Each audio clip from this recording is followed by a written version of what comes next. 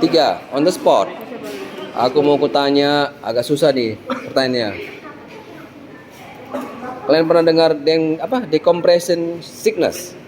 Ya, decompression sickness. Tahu apa itu, Bang? Decompression sickness adalah suatu keadaan akut yang terjadi akibat terbentuknya gelembung-gelembung gas pada fase larut pada sirkulasi darah ataupun jaringan secara tiba-tiba akibat penurunan tekanan secara cepat. Terus penyakit dekompresi ini biasanya terjadi karena tekanan udara pada saat perbedaan tekanan udara pada saat menyelam. Terus dia ini kadang tubuh bisa beradaptasi dengan seiring dengan kenaikan ketinggian ya, dokter, secara cepat. Oh, ini untuk khusus orang menyelam ya? Menyelam ya? Ini penyakit orang akibat menyelam nih. Anamnesanya penyelam dengan waktu yang segera, kemudian pada pasien menggunakan pada pasien yang melakukan perjalanan udara lalu melalui pesawat segera setelah menyelam. Kemudian prodromalnya itu ada Malaysia, kemudian lelah, kemudian lelah, tidak enak, kemudian anoreksia dan sakit kepala. Oke, kenapa tadi ada kata-kata pesawat? Maksudnya? Pesawat. Pasien yang melakukan perjalanan udara dengan pesawat. Pasien yang melakukan perjalanan udara dengan memakai pesawat. Itu bisa kena decompression sickness? Ya, segera setelah menyelam. Hah? Jadi setelah menyelam dia ada perjalanan udara. Oh, dia setelah menyelam, habis itu dia naik pesawat. Iya. Oh gitu. Gila. Untuk pemeriksaan fisiknya, yang pertama itu decompression sickness yang tipe 1, dia itu menyebabkan gejala ringan tapi mempengaruhi sistem organ berikutnya seperti muskuloskeletal itu ada nyeri sendi yang terlokalisasi, kemudian ada cutaneousnya itu primitus tubuh bagian atas, kemudian ada limfatik itu limfadenopati dan udem lokal, dokter.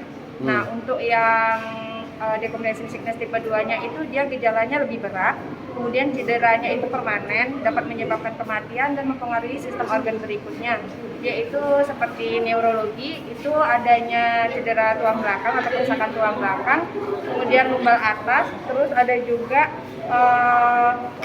lumbal atas atau daerah toraks yang lebih rendah, seperti paresthesia, parapelvia, terus Iya. Udah, itu aja. Belum deh, kalau itu lagi. Terus ada juga hilangnya kontrol sphincter itu seperti kandung kemih. Terus ada juga yang di otak itu kehilangan memori. Ya. Terus perubahan kepribadian, kemudian ucapan dan emosi. Nah, untuk yang di parunya itu ada nyeri dada, kemudian ada dyspnea, terus ada mengi, terus ada iritasi pari. Oke, udah. Yuk, start. Untuk kriteria diagnosisnya, pertama itu kumpulan gejala yang gejala dari respiratory, baru dari susunan saraf pusat atau perifer yang terjadi pada seseorang yang terkena atau terpapar tekanan darah yang turun drastis. Oke. Nah, terus untuk diagnosis kerjanya dia ada dua. Decompression sickness tipe 1 dan tipe 2. Terus untuk DD-nya itu ada emboli pada vena atau arteri yang penyebab lain, bukan dari itu. Itu aja DD-nya? Iya. Oh, emboli ya. Oke. Selanjutnya penata laksanaan decompression sickness itu yang pertama mempertahankan jalan napasnya dengan menjamin ventilasi dan mencapai sirkulasi yang optimal. Terus yang kedua ada rekompresi.